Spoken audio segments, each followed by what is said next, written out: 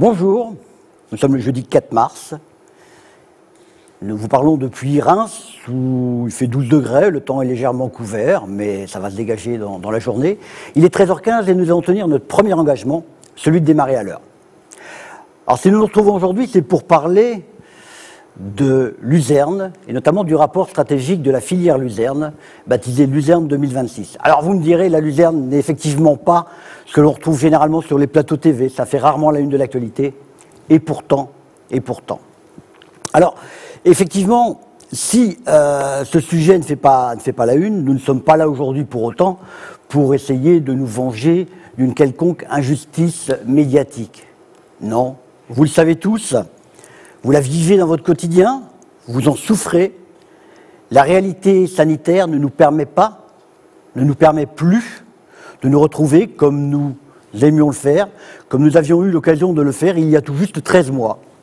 À Châlons-en-Champagne, pour le 2e symposium de la Luzerne, où quelques 1200 participants étaient présents. Autre temps, autre réalité, autre réponse. À défaut d'être, par exemple, au Salon de l'Agriculture, qui aurait dû tenir son salon en cette période, nous nous retrouvons par la grâce de la visioconférence et depuis le studio Mézing à Reims pour échanger avec nos invités sur ce sujet de la Luzerne.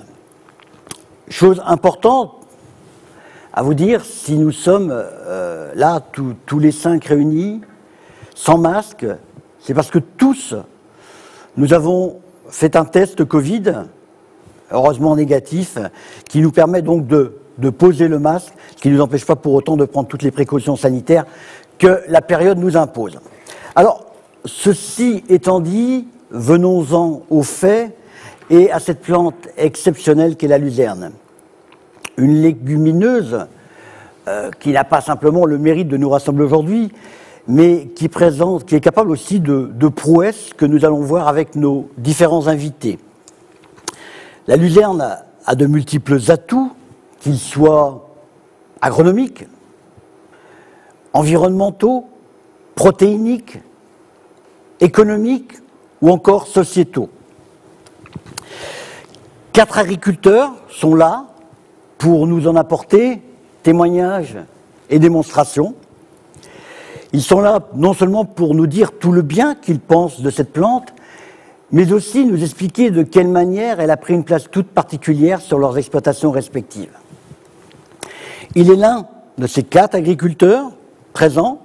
Il est en plus président de Luzerne de France et il va, en préambule, poser le cadre de Luzerne 2026, le nouveau rapport stratégique de la filière, qui représente aussi, on aura l'occasion de le voir, un gros travail de prospective. Éric Masset, vous êtes agriculteur à Velly, dans la Marne. Vous êtes président de Luzerne de France depuis 2014. Je vais vous laisser ouvrir cet événement pour justement peut-être poser un petit peu les grandes lignes de ce rapport stratégique attendu par vous naturellement, mais aussi par l'ensemble de la filière. Oui, bonjour à tous. Il nous a semblé logique, on a eu un rapport stratégique donc en 2015 de nous poser de nous poser des questions. D'abord, qu'avons-nous fait depuis 2015 et comment nous préparer pour travailler et améliorer tous les niveaux de performance de la filière. Alors, nous connaissons nos atouts, hein. Vous le connaissez, je pense aussi, la luzerne est peu gourmande en eau, en intrants, bien sûr reconnue pour ses vertus environnementales, comme la biodiversité d'ailleurs, et la qualité de l'eau, et qui répond vraiment aux attentes sociétales et sanitaires. La luzerne aussi, c'est une légumineuse, riche en protéines, en fibres et en oméga 3, nécessaire aussi au bien-être animal. Et c'est pour l'éleveur un produit fiable et un levier d'autonomie durable et de proximité. Nous avons donc travaillé en présentiel quand c'était possible, il y a maintenant un peu plus d'1 an, et bien sûr en visioconférence depuis les mesures sanitaires. On a fait participer toute la filière, que ce soit le conseil d'administration de la coopération Luzerne de France, donc des élus, des agriculteurs, membres de conseils d'administration de coopératives, mais également les différents comités que nous partageons au niveau de Luzerne de France, que ce soit au niveau de l'agronomie, de la nutrition animale, des process industriels et de réglementation poussière carbone. Et ce sont des élus et des salariés de la filière qui y participent. Mais on a aussi voulu faire intervenir des personnalités extérieures, comme nos clients ou des partenaires de la filière qui connaissent très bien notre métier, et afin surtout de ne rien oublier. Alors on a travaillé en plusieurs étapes. La première, ça a été de justement voir notre premier rapport stratégique dans 2015, savoir ce qui a été fait. Puis après, nous avons fait émerger et prioriser les objectifs 2026 pour ensuite, dans une troisième étape, analyser les tendances clés et au terme des 25 entretiens que nous avons eus avec des grands témoins, de préciser et confirmer ce que nous voulions faire. Les dernières étapes donc, ont consisté à valider la vision de la coopération Luzerne 2026 pour les années à venir et validée donc par l'ensemble de la filière. Je dois également préciser que toutes les réflexions que nous avons eues, nous sommes vraiment en droite ligne avec les dernières directives européennes, à savoir le Green Deal, donc le pacte vert, mais également la stratégie de la ferme à la fourchette. Pendant cette heure que nous allons passer ensemble, nous allons vous présenter quelques exemples importants de ce travail de prospective. De plus, je dois dire aussi que 2026, c'est une date qui est assez proche et qui engage d'ailleurs les acteurs d'aujourd'hui qui se retrouveront dans quelques années pour analyser tout le travail et tous les engagements que nous avons tenus. Je voudrais aussi en dernier lieu saluer M. Paolo de Castro qui a préfacé notre rapport stratégique.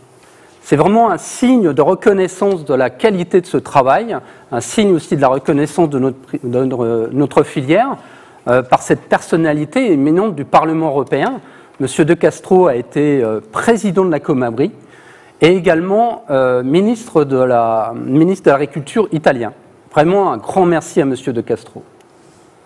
Effectivement, merci à Paolo de Castro, merci aussi Éric Masset. Peut-être juste un petit point que j'ai oublié de vous signaler tout à l'heure. L'idée aussi de ce rendez-vous, c'est d'avoir une forme d'interactivité avec vous toutes et vous tous que nous saluons naturellement derrière votre écran. Et vous dire aussi que vous avez la possibilité de poser toutes les questions que vous souhaitez par SMS en envoyant votre SMS au 06 72 37 39 38. 06 72 37 39 38. Donc n'hésitez pas, nous attendons vos questions, nous garderons un petit temps à la fin pour pouvoir y répondre de la meilleure des manières possibles. Éric, vous avez évoqué effectivement donc Luzerne 2026. On peut ressortir 3 grands axes de progrès que vous avez appelés axes de performance. On va voir ces 3 axes. Le premier concerne l'axe performance environnementale. Pour en parler, je vais me tourner vers Benoît Vacher, qui est agriculteur à Loivre, près de Reims, qui est en GAEC sur une exploitation qui a basculé en bio en 2019. Vous avez aussi la particularité d'avoir une production de tabac, ce qui est une chose relativement rare aujourd'hui. Alors Benoît, pourquoi cet axe de progrès pour la filière? Et puis aussi derrière, un petit peu la question sous-jacente, pourquoi avoir choisi, vous, de parler de ce sujet en particulier? La performance environnementale. En gros, aujourd'hui, on a des citoyens, des consommateurs qui nous demandent de produire autrement. La filière a fait un point sur ce sujet et donc on s'est dit qu'aujourd'hui, ça devait devenir un véritable axe. C'est comme ça, la filière a toujours su prouver sa réactivité. Nous sommes capables de produire autrement et on a décidé de décliner cet axe en 5 sujets particuliers, en 5 objectifs. Le premier, il va s'agir de quantifier les plus-values environnementales de la production de la luzerne. Le deuxième, on va chercher à développer la recherche et développement sur la technologie du numérique qu'on a aujourd'hui, qu'on n'avait pas encore il y a 10-12 ans, voilà, pour optimiser tout ce qui est récolte en pleine, optimiser tout le process logistique et tout l'aspect économie derrière, donc impact environnemental qu'on peut en bénéficier.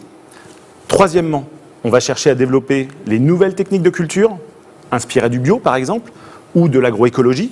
On a également du machinisme 2.0 qui émerge également. Il faut absolument qu'on travaille sur tous ces sujets. Point numéro 4, on veut mettre en musique un plan très ambitieux de réduction volontaire des émissions de CO2. On va chercher également à valoriser toutes ces réductions. Enfin, ce sera le 5e point, on va chercher à atténuer les émissions atmosphériques des nouvelles sources d'énergie renouvelable par un benchmark des différentes techniques disponibles. Pour aujourd'hui, moi j'ai choisi de faire un focus sur l'objectif numéro 1 que nous avons intitulé « Quantifier les aménités de la luzerne dans les systèmes de culture ».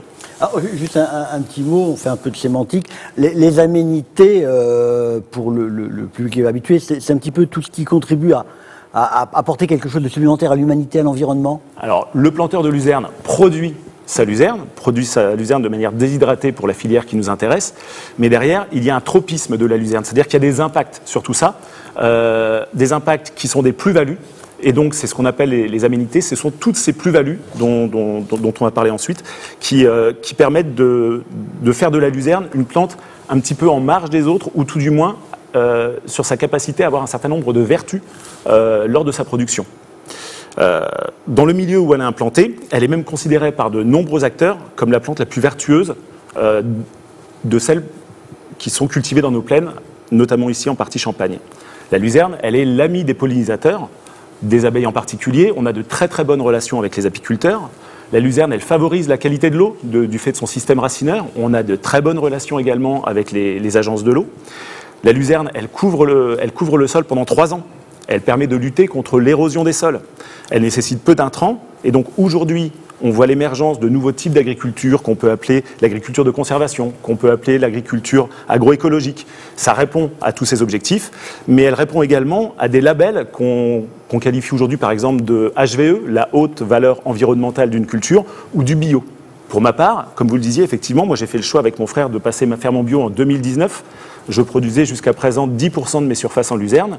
Le fait de produire en bio, je passe à 20% sur ma ferme de surface en luzerne. Donc ça représente bien 1/5 de mes surfaces vont être aujourd'hui produites en luzerne bio. Enfin, il y a un dernier sujet qui est le sujet carbone. L'agriculture devient une solution grâce au piégeage du carbone dans le sol. On a fait une ACV, c'est-à-dire une analyse du cycle de vie, avec Pascal Thiebaud, qui est chercheur à l'INRA de Reims, et les résultats sont bluffants. 1 tonne de luzerne déshydratée produite stocke 400 kg de carbone, ce qui fait ramener à l'hectare un stockage de l'ordre de 4 tonnes à l'hectare sur chaque hectare de luzerne produit. Mais derrière, il faut apporter la preuve de toutes ces plus-values, de ces valeurs ajoutées, pour qualifier la performance environnementale de cette culture de la luzerne déshydratée. Alors justement, oui, qu'attendez-vous de ce travail de quantification, comme on peut l'appeler? On veut être porteur de PSE. Les PSE, ce sont des paiements pour services environnementaux. C'est une rémunération des planteurs de luzerne pour toutes ces actions, pour toutes ces aménités que la luzerne peut apporter. Il s'agit des points évoqués précédemment, donc ça concerne les abeilles, les pollinisateurs, ça concerne la qualité de l'eau, ça concerne le carbone. Donc aujourd'hui, l'objectif de ce plan stratégique, c'est bien de quantifier ces plus-values, ces aménités, et de les prouver pour s'inscrire derrière dans la nouvelle PAC. Aujourd'hui, la politique agricole commune est toujours en discussion à Bruxelles. Et donc, on veut pouvoir quantifier de quelle manière les planteurs de luzerne sont capables d'aller au-delà du respect purement réglementaire du verdissement de la politique agricole commune. Alors, quel montant, on parle un peu d'argent quand même à un moment ou à un autre, quel montant serait selon vous raisonnable, mais aussi, parce que c'est important, socialement acceptable? Alors dans paiement pour service environnemental, il y a paiement, donc effectivement, les planteurs de luzerne souhaitent être éligibles à ces paiements. Aujourd'hui, la filière pense que 200 à 300 euros de l'hectare serait une juste rémunération pour la filière et pour des agriculteurs qui sont prêts à relever ce défi. À titre d'illustration, la filière, en Champagne, va généraliser une pratique qu'on appelle Apiluse sur les 51 000 hectares de production de luzerne en Champagne-Ardenne. Apilus, c'est quoi? On a décidé de manière volontaire de laisser des bandes de luzerne non fauchées, des bandes de 3 mètres de large, non fauchées, pour permettre aux pollinisateurs qui ont du mal à trouver une ressource alimentaire, notamment durant les mois d'été, sur les mois de juin-juillet, afin de leur servir de relais alimentaire. En gros, aujourd'hui, la luzerne est capable de faire une espèce de cantine à ciel ouvert pour les pollinisateurs. Voilà le genre d'aspect qui permet derrière de justifier des PSE. Alors, j'ai juste vous demander, parce que je vous ai passé un petit peu tout à l'heure, vous avez mis l'accent sur la luzerne, amie des pollinisateurs, sur son rôle dans la lutte contre l'érosion des sols. Je vous ai passé un petit peu vite sur l'approche favorise la qualité de l'eau. Pourquoi finalement elle est plébiscitée, notamment par les agences de l'eau sur les bassins de captage? Alors la luzerne a la capacité à avoir un système racinaire extrêmement profond. Donc derrière, elle purifie le sol, elle est implantée pour 3 ans. Derrière, c'est une légumineuse donc qui ne nécessite pas d'apport d'azote. Au contraire, elle capte l'azote de l'air. Elle est autonome en azote. Et derrière, elle va même jusqu'à restituer cet azote pour les cultures suivantes. C'est une vraie vertu environnementale. Merci Benoît.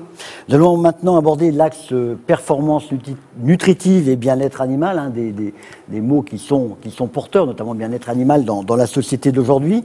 Alors on dit que le client est roi. Ça doit aussi être vrai pour la luzerne, avec de vraies attentes, hein, en termes tout particulièrement de performance nutritionnelle. Alors pour nous en parler, c'est Olivier Morand, qui est exploitant à Faux-Frenay, dans la Marne, grande culture également, avec une petite spécificité, vous faites un petit peu de miscanthus également, ce qui change un petit peu.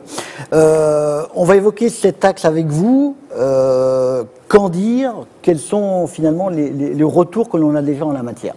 Oui, donc bonjour à tous. La luzerne déshydratée est un produit manufacturé avec des normes sévères parfaitement respectées. Il est donc essentiel que le consommateur soit pleinement satisfait du produit pour le prix payé. D'où cet axe de performance, comment maximiser la valorisation de la luzerne déshydratée avec une attention particulière pour sa contribution au bien-être animal. Je me permets de reprendre mes notes pour vous détailler les 3 objectifs liés à cet axe de performance.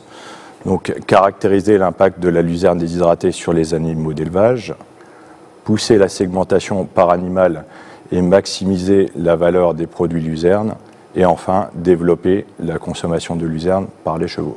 C'est le dernier point que vous allez notamment plus particulièrement évoquer. Hein. Exactement, c'est sur ce point-là que je vais m'étendre, la consommation de luzerne dans le milieu équin.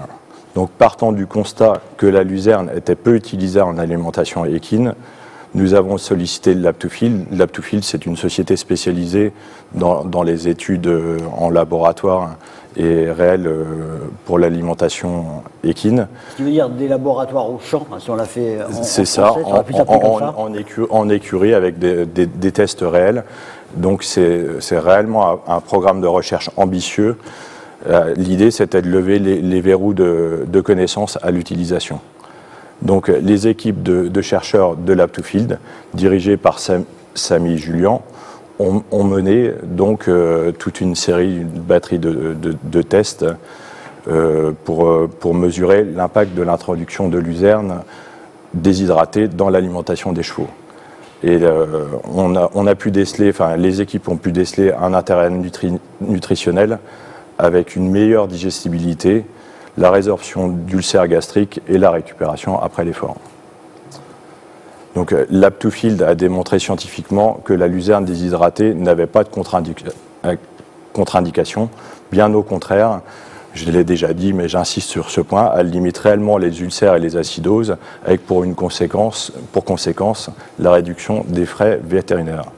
Donc j'affirme que la luzerne est un véritable alicament. Ah ouais, vous dites que la luzerne est bonne pour la santé du cheval. Effectivement, vous évoquez les frais vétérinaires. Est-ce qu'on a des choses concrètes? Alors, on a demandé à Samy Julian, qui a eu la gentillesse de répondre favorablement, de nous en parler, de nous donner son point de vue justement sur cette problématique des frais vétérinaires. Est-ce que la luzerne permet de les réduire? On sait que c'est un poste budgétaire particulièrement important pour les élevages de chevaux. Donc, on écoute sa réponse. Alors aujourd'hui, on sait, grâce à des travaux de recherche conduits en France, dans notre équipe et à l'international, qu'inclure de la luzerne déshydratée aux rations des chevaux, soit en plus, soit en substitution d'une partie des céréales de la ration, c'est associé à une amélioration de la santé gastro-intestinale. Alors, les premiers résultats dans notre équipe de recherche sont très encourageants. La luzerne apparaît vraiment comme une solution de prévention, voire même de traitement de certaines maladies digestives d'origine alimentaire. Donc, logiquement, si les chevaux sont en meilleure santé, c'est probable que les frais vétérinaires soient réduits. Alors, question peut-être qui finalement en découle, que l'on a également posée à Samy Julien, c'est combien de kilos un cheval peut consommer quotidiennement de luzerne? Là encore. Alors, il n'y a pas tellement de limites. Dans certains pays, la luzerne est disponible à volonté sous forme de foin en général. Donc, c'est pas tellement un problème d'en mettre de grandes quantités. Au sein de Lab2Field, on a vérifié il y a 2 ans maintenant que la consommation de grosses quantités de luzerne sous forme déshydratée, on était à 6 kg de luzerne, soit 14, soit 17, soit 25% de protéines par jour, ça n'entraînait pas de perturbation. Et tous les chevaux qui étaient inclus dans l'essai conduit donc en 2019 ont maintenu des paramètres physiologiques normaux avec cette quantité très élevée de luzerne déshydratée. Maintenant, c'est peut-être pas nécessaire d'en apporter autant pour voir des effets bénéfiques. Et même si aujourd'hui on manque de données pour fixer précisément des recommandations nutritionnelles, je dirais comme ça qu'apporter quotidiennement entre 2 et 4 kg de luzerne déshydratée par jour, donc ça semble pertinent, même si ça peut probablement varier en fonction des situations rencontrées. Olivier, Samy ne va pas tout faire. Samy Julien ne fera pas tout. On attend aussi des réponses. Qu'avez-vous fait notamment en termes de communication vers ce marché équin? Oui, donc Lab2Field réserve ses publications à l'occasion de congrès scientifiques mondiaux spécifiques à l'alimentation du cheval. Ensuite, on a le relais des vétérinaires qui sont de très bons prescripteurs dans le milieu. On utilise également des médias traditionnels type presse écrite, mais également, puisque c'est à la mode et ça touche une large audience, les réseaux sociaux avec notamment de courtes vidéos comme celle que l'on a eu l'occasion de visionner à l'instant. Je veux pointer du doigt que l'acceptation de nouveaux résultats scientifiques prend toujours du temps et ça c'est valable pour beaucoup d'autres domaines de recherche. Je vais également vous citer une anecdote. Mes filles pratiquent l'équitation en centre équestre et en échangeant avec le gérant du centre équestre, utilisateur de granulés de luzerne de longue date, il est très content du produit. Il a pu constater que ses frais vétérinaires étaient contenus notamment grâce à l'alimentation. Et effectivement, la preuve par le terrain, ça a une certaine valeur également. Bon, pour conclure, la luzerne est un excellent aliment pour le cheval sans contre-indication. Bon, donc, si vous avez un cheval, si vous voulez porter beaucoup d'espoir, si vous voulez qu'il gagne un jour le Grand Prix d'Amérique, pensez luzerne, c'est très important. Merci, merci beaucoup. Olivier, je m'y perds un petit peu dans mes fiches. Je vais donner la parole maintenant à Thierry Tissu, qui est agriculteur à Cronay, près de Troyes, exploitation grande culture également. Thierry va nous parler, lui, de l'axe de performance socio-économique. Alors, Thierry, une plante qui répond finalement aux nouvelles attentes du citoyen, un produit qui satisfait les consommateurs, qui fait le bonheur de veaux, vaches, chèvres, moutons et on l'a vu, chevaux. C'est formidable. Mais la grande question derrière, c'est qui va continuer à produire de la luzerne et pourquoi? Vous avez raison, Dominique, c'est même la question essentielle. S'il n'y a pas de rentabilité sur cette culture, il n'y aura pas de producteurs. Alors pour y parvenir, on va s'appuyer sur 3 objectifs de filière. Le premier objectif, ça sera de faire partager les atouts de cette culture auprès du grand public, auprès des professionnels, mais surtout auprès des pouvoirs publics. Deuxième objectif, on va travailler en partenariat avec des professionnels. Beaucoup de professionnels sont proches et donnent des conseils à nos éleveurs. Je pense notamment à un conseiller de gestion, je pense à un technicien de culture, je pense à un contrôleur laitier et surtout, plus près des éleveurs, aux vétérinaires. Nous avons aussi besoin de nous appuyer sur des associations environnementalistes. Et on va continuer aussi de toujours travailler avec le réseau des apiculteurs, ce que l'on sait faire depuis de nombreuses années. Alors, vous avez besoin d'ambassadeurs, hein, on l'a compris, mais ce rendez-vous d'aujourd'hui, il y en aura d'autres, on l'espère, est aussi une vitrine. Donc c'est peut-être l'occasion de dire à ces ambassadeurs, de dire à ces agriculteurs quels sont les atouts de la plante et pourquoi il faut demain réserver une partie de ces assolements à la luzerne. Comme vous l'a dit Benoît, la luzerne a de nombreux intérêts agronomiques. On peut même dire que la luzerne, elle est fournisseur de biens publics. La luzerne, parce qu'elle est une légumineuse, elle capte l'azote de l'air et qui est nécessaire à sa croissance. Du coup, on n'a pas besoin d'apporter d'azote minéral sur cette culture.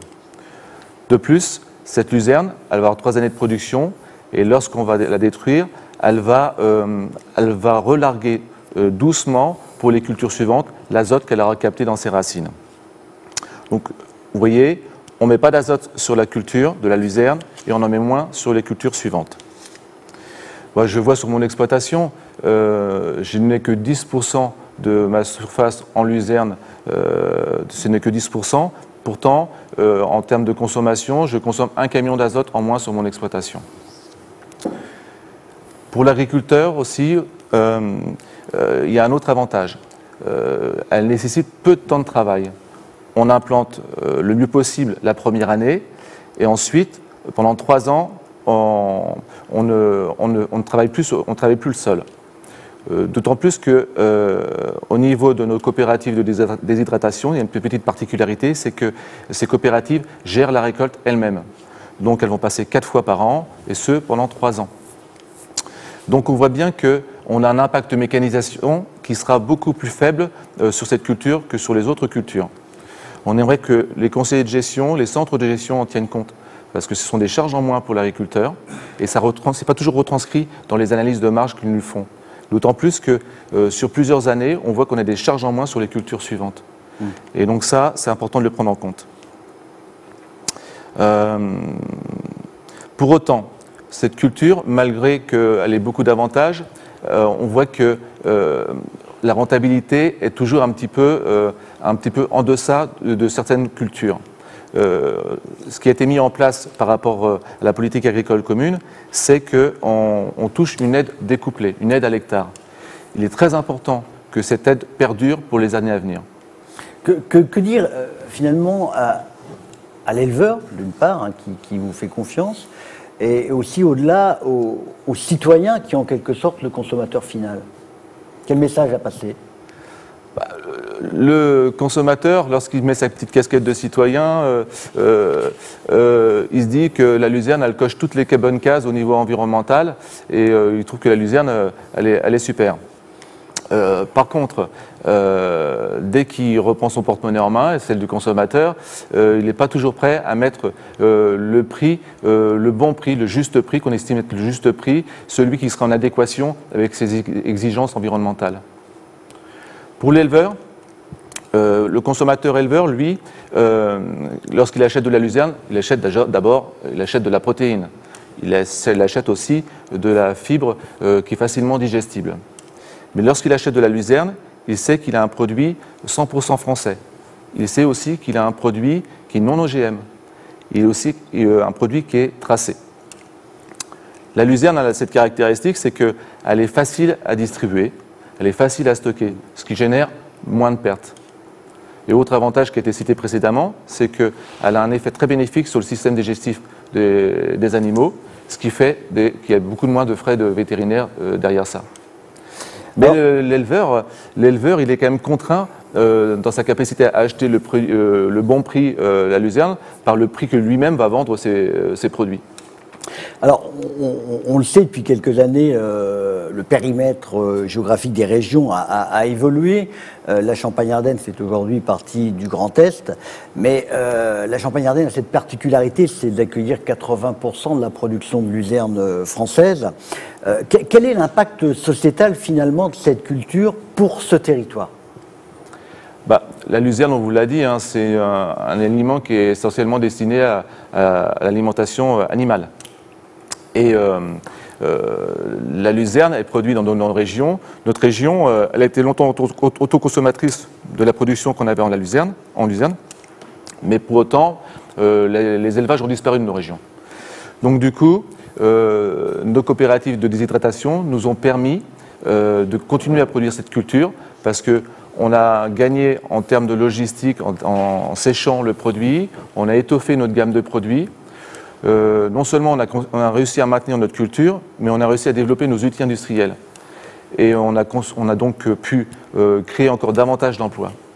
Ça, c'est quelque chose de très important dans nos régions parce qu'on est toujours dans les petits villages de zones rurales et ça donne l'aspect emploi donne beaucoup de sens. C'est du concret et ça donne beaucoup de sens à nos demandes. Oui, c'est environ 1000 emplois quand même dans le milieu rural en plus, hein, ce qui est loin d'être anodin quand même pour l'équilibre de nos territoires. Peut-être un petit mot sur l'impact plus personnel de cette culture dans votre exploitation, dans votre propre exploitation. Oui, bah déjà, je bénéficie comme tous mes collègues des aspects positifs qui ont été cités précédemment. Un petit aspect supplémentaire, c'est le côté biodiversité. Mes enfants sont apiculteurs, amateurs, et ils profitent pleinement de la biodiversité apportée par la luzerne, surtout pendant la période estivale et automnale, qui sont des périodes de disette alimentaire. Il n'y a plus de fleurs à cette époque-là. Donc du coup, une des rares cultures à apporter ces fleurs et capable de nourrir nos abeilles, c'est la luzerne. Ça, c'est très important. Et d'ailleurs, les apiculteurs professionnels d'autres régions telles que le nord de la France font une sorte de transhumance avec leurs ruches et viennent les apporter auprès de nos cultures pour bénéficier de cette ressource alimentaire. Et il y a une ferme aux valeurs environnementales, donc oui. Ça quand même, ça y contribue. Ah, évidemment. Donc, il y a combien de fermes aux valeurs environnementales en France? Donc, quand j'ai fait ma certification il y a 3 ans, on n'était que 42 en termes grande culture. Hein. Ouais. On n'était que 42. Là, maintenant, on doit être à pas loin de 300. Mais ça reste quand même assez rare. Et, ce que vous nous disiez, c'est que sans la luzerne, vous ne seriez pas parvenu à relever ce défi. Oui, parce qu'il y a des critères qui sont très importants. Ce sont déjà des critères en termes de zones de non-traitement. Il y a peu de cultures qui permettent de ne pas faire de traitement sur cette culture, donc la luzerne en fait partie. Il y a des critères aussi qui sont retenus, qui sont la balance globale azotée, c'est la consommation d'azote qu'on a sur nos exploitations et les sorties d'azote qu'on a aussi. Et bien ça, la luzerne, le fait qu'elle soit une légumineuse, elle a un gros aspect positif. Et le troisième critère qui est retenu, ce troisième critère, c'est la baisse des traitements qu'on fait sur notre exploitation en termes généraux, et donc la baisse des IFT, et ça, sans la luzerne, j'y serais jamais parvenu. Merci Thierry, et merci plus largement à vous quatre pour vos propos et pour votre enthousiasme. Hein. L'exercice est jamais simple, hein. Vous êtes plus souvent sur le tracteur que sur les plateaux TV, mais vous avez su mettre en avant les atouts de cette plante. Alors, ne vous reposez pas trop sur vos lauriers, je reviendrai certainement vers vous tout à l'heure au gré des questions SMS qui sont, je crois, en train de s'accumuler. Alors, en vous écoutant les uns les autres, on a le sentiment que la filière est plutôt dans de bonnes mains. Et je ne doute pas que ce soit un avis partagé par le président, par Éric Masset. On va continuer avec lui pour évoquer ce projet stratégique qui a représenté beaucoup d'heures de travail.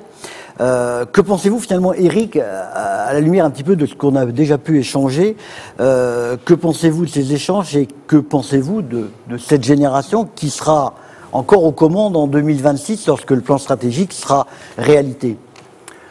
Mais moi, je n'en pense que du bien, hein. Et puis, vous voyez, je suis quand même un président heureux. Je suis bien entouré par cette génération d'agriculteurs. Et je les remercie encore pour leur implication. Et je ferai une petite parenthèse. On a vraiment, cette semaine du Salon de l'agriculture virtuel, l'agriculture plurielle. Olivier n'en a pas parlé, mais lui, son exploitation, en fait, est dirigée vers l'agriculture de conservation des sols. On entend de plus en plus parler. Thierry, lui, il est sur la HVE, la haute valeur environnementale. Hein. Il l'a dit, il y a très peu d'agriculteurs en France qui sont certifiés. Benoît, lui, de son côté, c'est l'agriculture biologique. Donc des systèmes qu'on pourrait dire un peu différents, mais ils ont tous une spécificité. Ils ont besoin de la luzerne pour faciliter justement leur choix d'exploitation. Et c'est vraiment ce qu'on peut retenir un peu de leur implication. Alors, bien sûr, il était important qu'ils soient impliqués, parce que c'est eux vraiment qui seront encore là dans une dizaine d'années et qui vont vraiment toucher les fruits un peu de cette prospective Luzerne 2026. C'est eux qui vont œuvrer donc pour ce plan stratégique. On a aussi aujourd'hui un sujet qu'on a travaillé aussi dans ce plan, c'est le renouvellement de génération. Alors, je ne doute pas aujourd'hui qu'il y a des jeunes qui rentrent dans les conseils d'administration de coopératives, mais on a besoin aussi de féminiser les conseils d'administration. Alors, on a de gros efforts à faire. Bon, on pourrait se rassurer en se disant qu'on n'est pas les seuls secteurs économiques à avoir ce problème-là. Mais je voudrais vous annoncer, faire un appel aux candidatures féminines pour des postes d'administratrices dans les conseils d'administration. Nous, en tout cas, on est très volontaristes et on vous accueillera avec une grande volonté. Alors, on parle de femmes, on parle d'hommes, on parle de gens humaines. On l'oublie un petit peu trop souvent, mais le rapport le rappelle avec justesse. La Luzerne a aussi la capacité d'apporter une réponse en termes de consommation humaine. Alors, c'est un axe stratégique anodin ou important, voire essentiel pour la filière? Bon, j'ai envie de dire les trois à la fois. Je suis souvent interpellé, surtout par les élus, sur cet aspect de la Luzerne dans l'alimentation humaine. On y travaille depuis les années 90, je crois que ça doit être 1993, et à ce moment-là, on travaillait beaucoup avec les ONG, les organisations non gouvernementales, pour les pays en malnutrition, et donc qui pouvaient amener l'EFL, l'extrait foliaire de Luzerne. Alors qu'est-ce que c'est? En fait, vous prenez de la luzerne au champ, fraîche, vous la pressez, vous en sortez un jus, vous retirez l'eau, ça tombe bien, c'est notre métier, déshydrateur, et à ce moment-là, vous obtenez le FL, donc qu'on appelle aujourd'hui l'usuxine, mais j'y reviendrai un peu plus tard. Alors le concept est simple, je vous l'ai dit, mais c'est surtout l'explication qui est simple, parce que sa mise en œuvre est bien plus complexe et nécessite bien sûr un grand savoir-faire. Alors la lusuxine, aujourd'hui, c'est un produit que l'on connaît depuis les années 90, très riche en protéines, en oméga 3, en vitamines, en minéraux. Les ONG étaient fortement intéressées, sont toujours intéressées par la lusuxine parce qu'elle prévient les problèmes de cécité chez les enfants, parce qu'elle est riche aussi en vitamine A. Donc maintenant, ça fait un peu plus de 10 ans qu'on a l'autorisation de mise sur le marché dans nos pays occidentaux.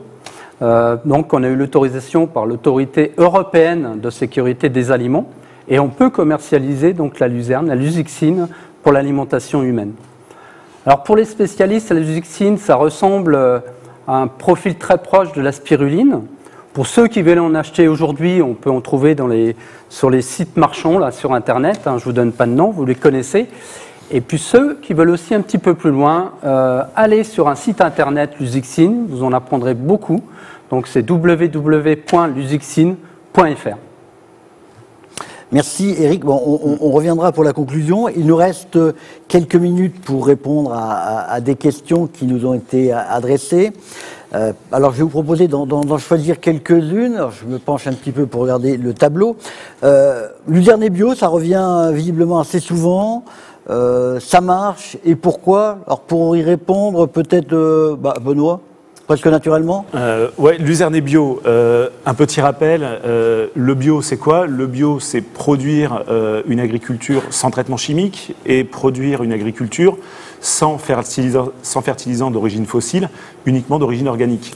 Donc les enjeux au niveau du bio, c'est garder des parcelles propres. Parce que si derrière on produit du blé avec trop de graines étrangères, vous allez les retrouver dans la farine du blé qui produit votre pain. Et l'autre enjeu, c'est faire une alimentation notamment en azote, puisque c'est ça qui est vraiment le carburant de la plante pour produire un peu de rendement. Et donc avoir des parcelles propres et avoir une alimentation azotée de la plante. La luzerne, comment elle s'inscrit là-dedans? C'est pas compliqué. Aujourd'hui, elle est considérée comme le pivot numéro 1 pour toutes les fermes qui veulent passer leur ferme en bio. C'est le premier axe majeur. En fait, en général, on implante 3 ans de luzerne. Et lors de cette implantation, nos coopératives de déshydratation vont mettre en place les outils qui sont mutualisés. Et donc, elles vont faucher sur chacune des 3 années 3 à 4 fois de suite dans la campagne, cette luzerne. Et donc, en fait, elles vont également, s'il y avait quelques mauvaises herbes, elles vont également les faucher et surtout les empêcher de pousser, notamment ce type d'herbes qui sont très compliquées à gérer en bio, qui sont les chardons notamment, ce genre de mauvaises herbes.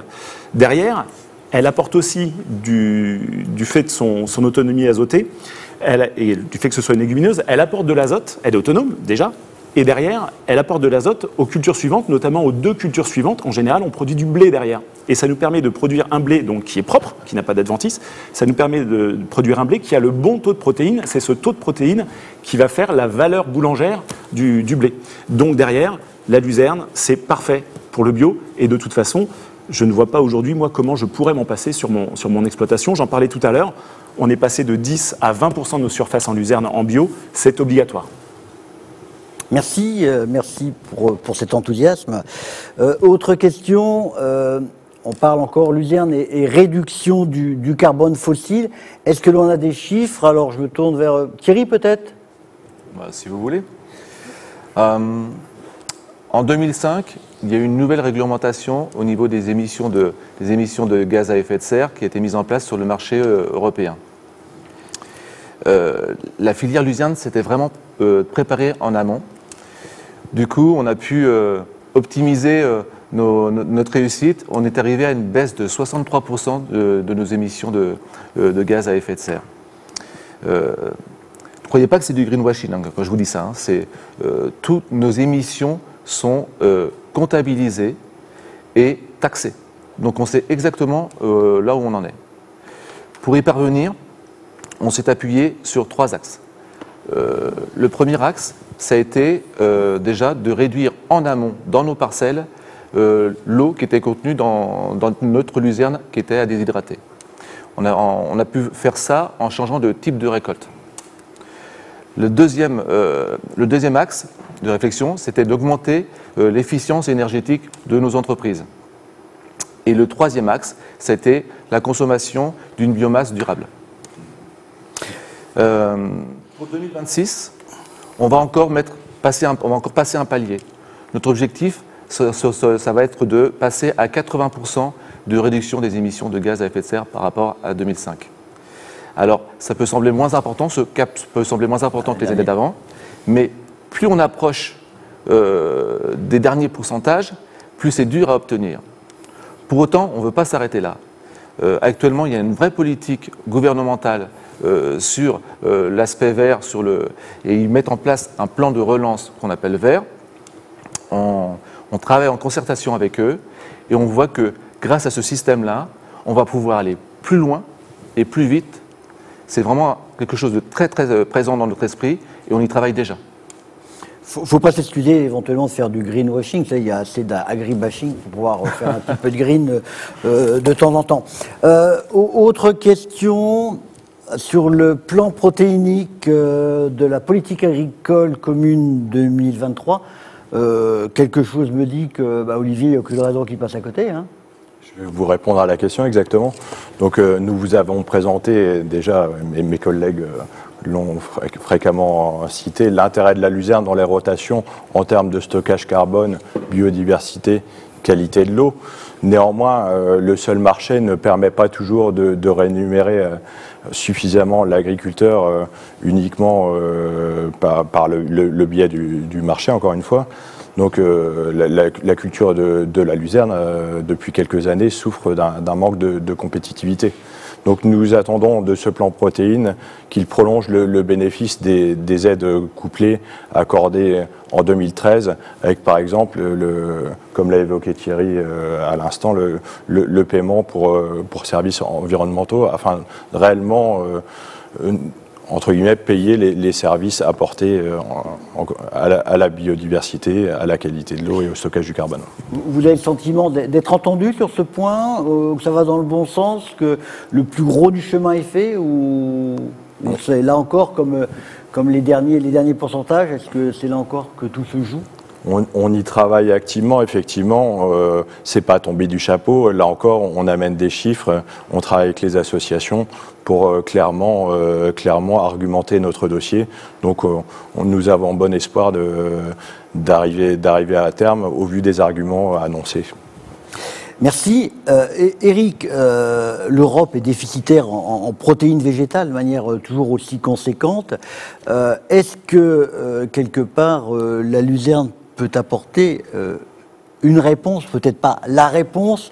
Aujourd'hui, il y a 67 000 hectares de luzerne sur ce territoire, enfin en France. Est-ce que vous avez des limites dans cette croissance et est-ce que vous êtes capable de répondre plus largement à la problématique française en attendant peut-être la problématique européenne? Pardon pour la question un peu longue. Mais...